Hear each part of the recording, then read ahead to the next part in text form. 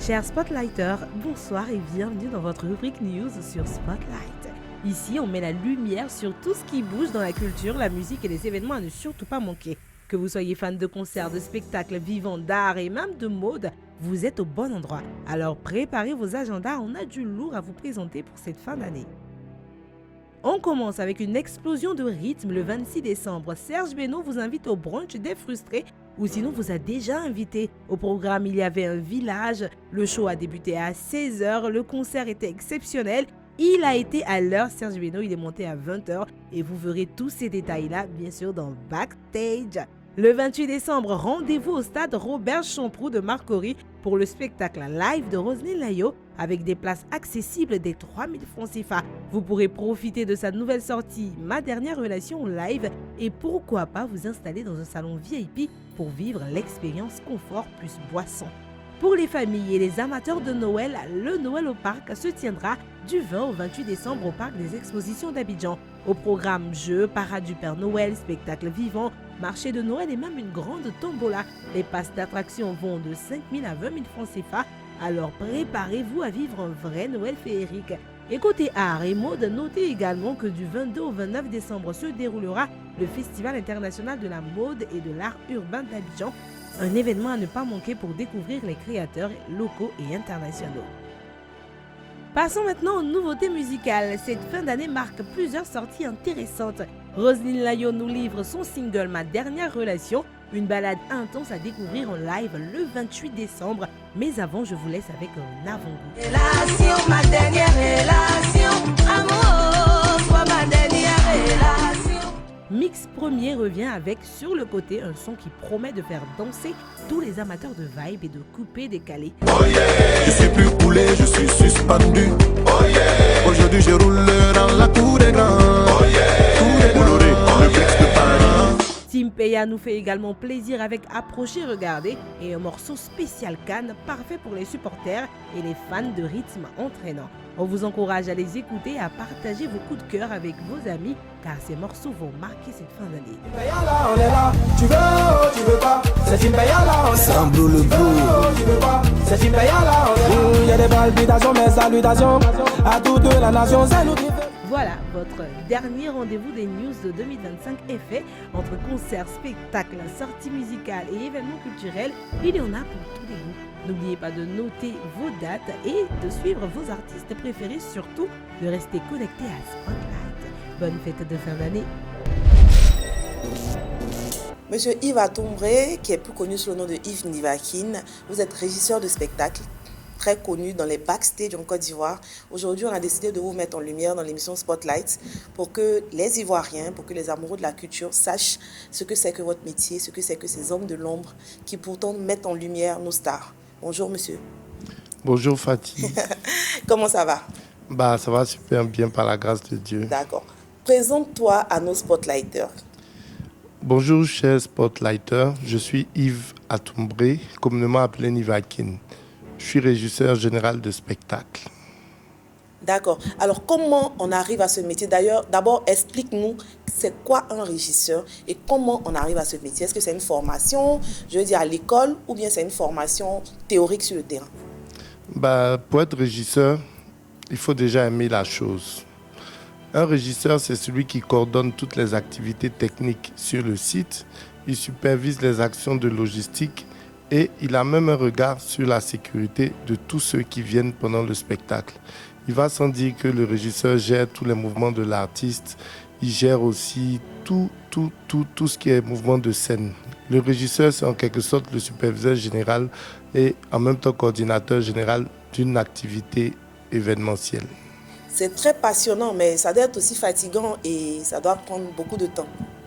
Oui, c'est éprouvant même, je dirais, mais avec la passion, on réussit à surpasser tout ça parce que c'est beaucoup de temps de travail, c'est des mois de préparation pour les spectacles les mieux orchestrés, c'est beaucoup de temps de travail intense, des nuits blanches, il faut réfléchir, il faut penser, il faut toujours être à l'écoute des gens, il faut accepter la pression, il faut supporter, subir le comportement de tout le monde pour atteindre de meilleurs résultats. Mais comment on fait pour arriver à ce métier? Comme je disais tout à l'heure, quelle formation, je veux dire théorique ou pratique, on doit faire pour devenir régisseur? Oui, il y a des écoles de formation de régisseurs en Europe, mais malheureusement, en Côte d'Ivoire, on n'en a pas. En Côte d'Ivoire, on n'en a pas. C'est des formations qui, pour la plupart du temps, se font ici sur le tas avec des devanciers. Maintenant, par exemple, j'ai eu la chance de pouvoir faire une formation en ligne qui coûte quand même un peu cher. Mais bon, après, ça vaut le coup, quoi. D'accord. Donc, quel a été ton parcours depuis que tu as commencé? D'ailleurs, ça fait combien de temps que tu es régisseur et quel a été ton parcours depuis que tu as commencé ce métier passionnant? Ok. Je dirais que je suis régisseur plein depuis 2020. Depuis 2020. Avant ça, j'étais plus dans l'administration. Je bossais dans une grande boîte en tant qu'ingénieur commercial dans cette boîte. Après, je suis parti de la boîte pour me lancer dans ma passion qui était la communication. Et c'est dans ce domaine de communication qu'après avoir décelé ces aptitudes d'organisation et de coordination, que j'ai voulu m'essayer à la direction des opérations. Donc, je suis devenu chef de projet événementiel. Ensuite, j'essayais bien et j'ai senti que c'était mon truc. Je me suis renseigné un peu sur Internet pour voir un peu et c'est là que j'ai fait appel au doyen Lothaire Gomis pour lui dire « Ah, le vieux, ce que tu fais là, moi j'aime, je veux apprendre avec toi. » Sa réponse a été directe, il m'a dit « Je t'ai déjà vu travailler, tu as tout ce qu'il faut, mais je t'attrape et puis on va avancer ensemble. » C'est comme ça qu'il m'a donné la main et par derrière, j'ai profité pour faire une formation en ligne et aujourd'hui, je suis régisseur général de spectacle. Quelle est l'importance de la formation que tu as fait? Je veux dire, on a parlé avec d'autres régisseurs, on sait qu'il n'y a pas beaucoup de gens qui ont fait une formation. Donc déjà, moi, je suis très impressionnée que tu sois allé aussi loin dans ta passion. Est-ce que ça t'a apporté un plus d'avoir fait cette formation? Oui, forcément, il y a un plus parce qu'on a une autre vision, on a une vision différente. Ici, par exemple, ceux qui se font former sur le tas, ils ont la vision de celui qui les forme. C'est-à-dire qu'ils vont forcément dans le même sens que celui qui les forme. La différence, c'est que moi, j'ai eu la possibilité d'avoir la formation de plusieurs régisseurs de différents horizons du monde avec leurs cultures différentes. Et ça fait que moi, je peux, par exemple, utiliser la technique d'un autre par rapport à celle d'un autre aussi parce que j'adapte en fonction de la situation, contrairement à ceux qui n'ont qu'une seule culture qu'ils peuvent maîtriser. Donc, c'est déjà ça le plus, quoi. Mais comment on fait pour avoir une notoriété telle que Yves Nivaquine aujourd'hui et avoir des contrats de la taille de ce qu'on sait que tu as? Moi, je mets ça sous la grâce de Dieu. Je me dis que c'est Dieu d'abord avant tout, parce que c'est lui qui nous permet toutes choses. Ensuite, il y a la qualité du travail. Il y a la qualité du travail. Sans me vanter, mais je dirais que je me donne quand je bosse. Je réussis à donner toujours la satisfaction à mes clients. C'est ainsi que de bouche à oreille, on se fait une réputation avec une bonne petite com aussi. Les résultats même parlent de lui-même. D'accord. Avec toute la passion qu'il y a autour de ce métier, avec toutes les branches aussi tentaculaires qu'il y a autour de ce métier-là, comment on fait pour gérer en fait les difficultés autour? Déjà, quelles sont les difficultés que tu rencontres au quotidien et comment tu fais pour gérer ça? La première difficulté, déjà, c'est au niveau du promoteur. Ça, c'est déjà la base. Parce que certains promoteurs, ne sachant pas c'est quoi le rôle d'un régisseur, quand tu leur établis ta feuille de route et autres, pour certains, ils s'opposent parce qu'ils se disent que c'est des dépenses, c'est des choses inutiles. Mais carrément, moi, je leur dis carrément que moi, en tout cas, je ne bouge pas dedans parce que j'ai une réputation à sauvegarder. Si je n'ai pas les moyens pour bosser comme il faut, ça ne sert à rien parce que je peux peut-être engranger un peu d'argent, mais ma réputation va prendre un coup. Aujourd'hui, ma réputation m'a permis d'être régisseur international. J'agis un peu partout en Afrique. Je vise maintenant, pourquoi pas les États-Unis, mais bon. Que Dieu le fasse, que Dieu Amen. le fasse. J'allais en venir d'ailleurs, Yves Nivaquine, moi je te suis sur les réseaux sociaux, on te voit entre deux avions, aller dans la sous-région, faire des spectacles. Tu peux nous donner la liste de certains spectacles sur lesquels tu as travaillé, à l'international et même en Côte d'Ivoire? Bon, à l'international, je vais citer que 2, parce que les autres, c'est un peu plus Monsieur Yves Nivakin privé. serait modeste. Bon, il y a un peu de modestie, mais un peu Si, de si. confidentialité aussi. Si, effectivement. Par exemple, à Conakry, j'ai fait l'ouverture de la saison touristique. Je fais ça chaque année. Je fais aussi les cérémonies d'agrégation du CAMES. Je fais des événements privés, des concerts privés à Conakry, au Ghana, au Sénégal et au Burkina. C'est très passionnant. Oui, Je suis oui, très super. impressionnée. Et en Côte d'Ivoire, je sais par exemple que tu as travaillé sur vraiment des spectacles, en fait, sur des spectacles, je veux dire, inédits. Double concert de Beno, stade Félix Houphouët-Boigny, un artiste a fait depuis Alpha Blondy. C'est un 40 palmarès vraiment impressionnant. Hein. Ouais, en fait, ça fait Pour de 5 moi... ans de carrière, Bah oui, ça fait de moi quelqu'un de privilégié. vraiment. Ça fait de moi quelqu'un qui Dieu à la main. Parce que c'est pas évident pour quelqu'un qui a une carrière, juste 5 ans de carrière, d'avoir autant de palmarès, avoir fait un stade. Je suis le premier Ivoirien, en tout cas le premier jeune Ivoirien à avoir fait un stade. Ensuite, le Avec premier... Didi B, Oui, je tiens à avec le Didi préciser. B le 3 mai. Ensuite, je suis le premier Ivoirien à avoir fait une double date au Parc des Expositions, à guichet totalement fermé. Et ça reste pour toute la vie. Hein. Oui, et avoir respecté l'heure surtout. Respecter l'heure, voilà, C'est ça. j'allais en venir. Ce concert de Beno, parlons-en. Alors, le concert a été une leçon magistrale d'organisation pour tous les acteurs culturels en Côte d'Ivoire. Merci. Franchement, nous sommes là aujourd'hui pour ça aussi, parce qu'on est vraiment impressionnés. On aimerait savoir c'est quoi ton secret, la recette magique. Bah, comme je l'ai dit, déjà il y a Dieu, on lui confie tout. Mais pour le concert de Beno, c'est une de mes meilleures expériences. Parce que les promoteurs que je vais me permettre de citer, M. Benoît Kofi, Roger Amel Mian et Anna Yodé, m'ont donné carte blanche. Quand ils m'ont contacté, je leur ai dit, moi je fonce avec vous dans le projet parce que c'est un projet qui est énorme. J'avais déjà bossé avec Beno sur 2 concerts. Donc pour ce projet-là, il faut qu'on mette les bouchées doubles. Ils m'ont donné carte blanche, ils m'ont dit, fais ce que tu veux. Voilà nos exigences. Nous, on veut juste qu'on commence le concert à 19h le samedi et le dimanche à 17h. On veut avoir le meilleur concert. Ils ont mis tous les moyens à notre disposition. En termes de sécurité, nous avons piloté toutes les opérations de sécurité, le barriérage, toutes les réunions avec le parc des expos. Tout a été piloté. Tout a été piloté par la régie générale. Ils nous ont en fait donné la possibilité d'exprimer notre talent. Et le résultat est clair, tout le monde est unanime. C'est le concert le mieux organisé de 2025 et même depuis un certain moment en tout cas. Vraiment, ce concert a été vraiment impressionnant. On dit concert, mais moi, j'ai eu l'allure plutôt d'un festival, tellement il y avait du monde. Parce qu'en même temps que le concert avait lieu à l'intérieur, à l'extérieur, il y avait autant de personnes qui étaient là, qui n'avaient même pas envie de rentrer dans la salle parce qu'ils étaient dans l'esprit festif. Voilà, Comment vous avez géré c'était ça. toute cette logistique-là? Ouais, cette logistique, on a eu recours à des professionnels. On a eu même recours à des tenanciers d'espace qui gèrent quand même très bien l'aspect festif à travers la création d'un village qui était fait de façon asymétrique, c'est-à-dire que vous avez les mêmes vendeurs à gauche et à droite. Vous avez une estrade, vous avez un stand d'animation et autres. C'était pour permettre aux gens de se retrouver toujours dans la fête, quel que soit l'endroit.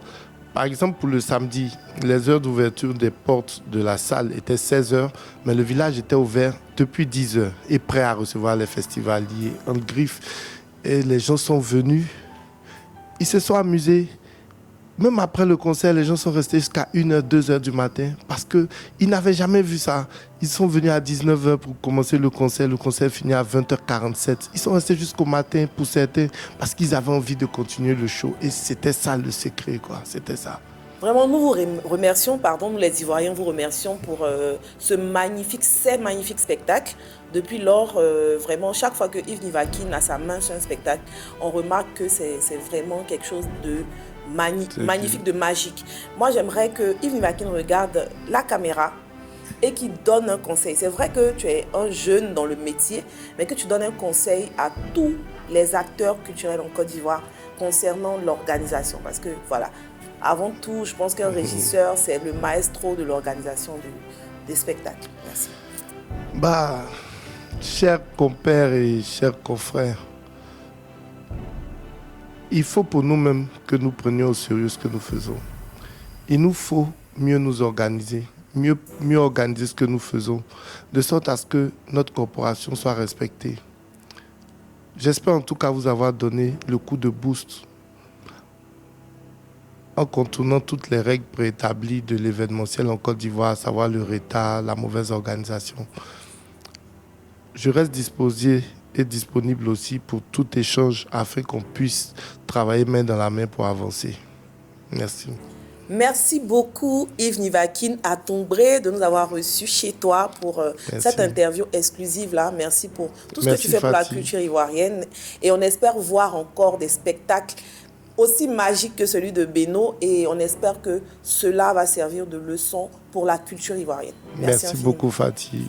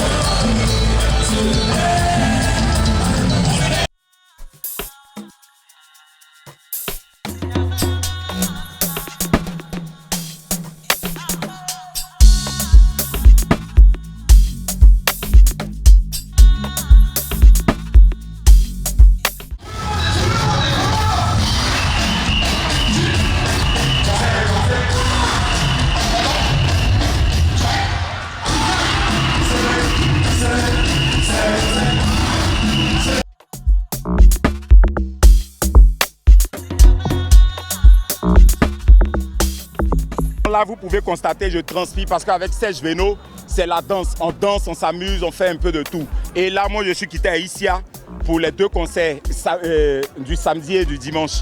Donc là, je vais dormir sur l'esplanade. Moi, c'est Tiesco Peugeot, l'animateur toujours Sexy Nini. Vraiment, la partie qui m'a plu dans le concert là, c'est où il a... Aïe, aïe.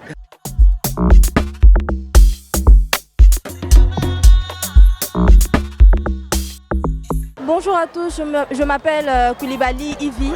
Je veux dire ce que j'ai apprécié. Déjà, j'ai apprécié le fait qu'il revienne sur ses anciens sons.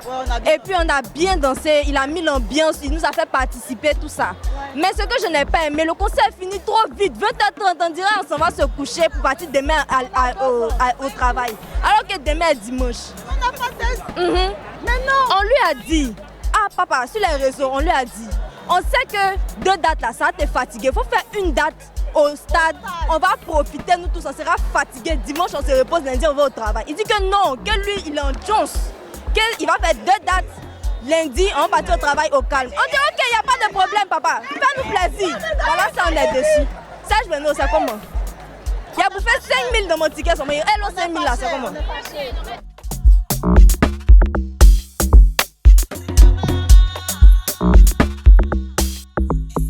20h, je suis arrivée. Elle me dit le concert est fini. Il a payé ticket 10 000 quand il a mis dans le jogging. Il ne peut pas avoir 7 vélos. Non, je ne suis pas content, mais je suis très fâchée. Nous allons nous prendre au sérieux. De 16h jusqu'à 1h, il n'a même pas duré, c'est foutaise ou bien. Nous allons rembourser mon nom. Demain là, il y a un concert, mais mon nom n'est pas valable. Nous allons rembourser mon nom. Serge Beno, en tout cas, tu as ouvert la billetterie depuis octobre. Tu as dit un ticket le 6 décembre. On a payé notre ticket, on vient. Tu montes à 19h. D'abord, même DJ même n'a pas mis la musique. Il pleurait. Pas pourquoi il pleurait. Tu montes à 19h. Tu descends à 20h59. Bon, et le reste là, on fait comment? Qui est venu? 2 artistes. Moula, c'est qui? Tu nous envoies d'Olisiana avec truc. Pourquoi en fait? Pourquoi?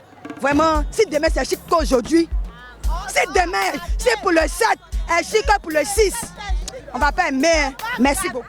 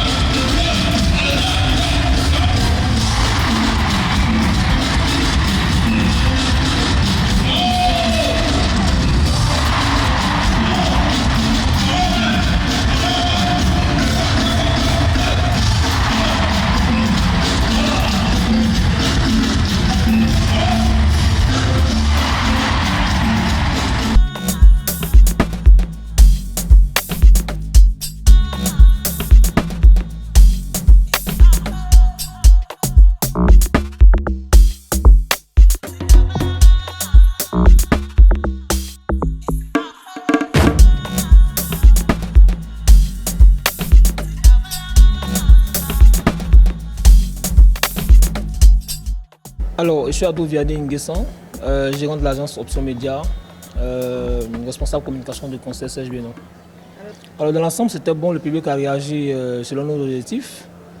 Après, il y avait beaucoup de stress et tout ça, donc l'objectif c'était d'atteindre les 2 dates, salle comble, chose qui a été faite, et nous y prenons grand plaisir. Alors déjà, sur les réseaux sociaux, on a vu pas mal de choses. Déjà, ça n'a pas duré. Nous étions vraiment dans une dynamique de restructuration, bien sûr, des horaires de concert. Okay? Après, quand un public vient, à 19h, il faut pouvoir lui faire ce plaisir à cette heure-là. Et nous avons tenu à respecter nos engagements à tous les niveaux. Okay? Donc c'était vraiment structuré, une organisation carrée, professionnelle. Si on nous dit d'accord, votre concert était bien organisé, ça n'a pas duré. On préfère avoir cette réputation-là que ça n'a pas duré, ça a été mal organisé. Donc nous nous excusons, mais c'est vraiment la nouvelle perspective dans laquelle nous nous inscrivons maintenant pour les concerts à Abidjan. Bah, le bilan est positif, le public a répondu massivement. En tout cas, le plus content, moi je pense que ça doit être le promoteur qui a eu beaucoup d'argent. Je dis merci à tous ceux qui sont déplacés parce que c'était vraiment incroyable. C'était vraiment incroyable, chanter 2 jours de suite et puis garder la même énergie, il fallait le faire.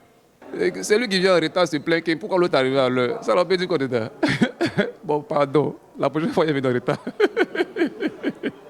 Non, je pense qu'il faut être ponctuel. Et ceux qui ont l'habitude de venir à mes concerts savent que généralement, je suis toujours à l'heure. Et en tout cas, on s'arrange à être toujours dans le temps pour ne pas faire attendre longtemps le public. Et voilà. En tout cas, j'espère que maintenant vous savez que les concerts de Serge Beno, ça commence à l'heure. Donc la prochaine fois, aménagez-vous pour être à l'heure au concert. Merci.